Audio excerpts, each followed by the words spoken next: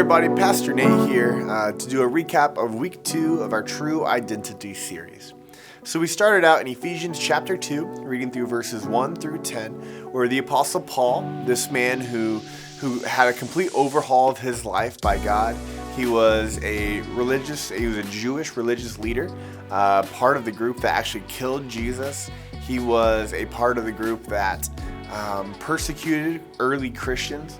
But because of an experience he had with Jesus, he completely turned his life around and began following and telling others about Jesus instead.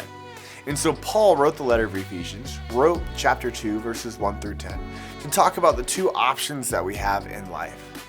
And so we sort of talked about these two different options of who it is that we could eventually become. In week 1, we talked about who am I? Week 2, we talked about who could I become? And here, the Apostle Paul in verse 10 talks about how we are God's masterpiece. And so we have two choices. We can either live in the identities that we have for ourselves and the identities that the world puts on us, and that will take us down a path of being just like everyone else in the world. Constantly striving and trying to achieve something that will never truly bring us the happiness we are looking for. Or we could let God come into our lives. We could follow Him. We could live out of His identities for us and pursue a relationship with Him, live out that relationship with Him. And our lives can be completely restored and remodeled, just as if it was an old beat-up car.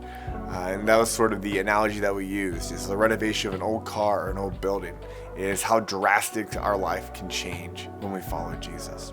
And so those are the two options. Do you want to live a life of the world? Or do you want to live a life and become a person of God, a person of heaven? Ephesians chapter 2 actually says that God takes us and puts us at the right next to the seat of Jesus in the heavenly realms when we choose to follow Him. And so that's what I wanted to encourage everyone to think about, is what identity are you living out of? Who are you becoming because of how you are acting? And I want to challenge and encourage everyone to this week spend some time in Ephesians chapter 2 and really dig into what it is that Paul has to say for us.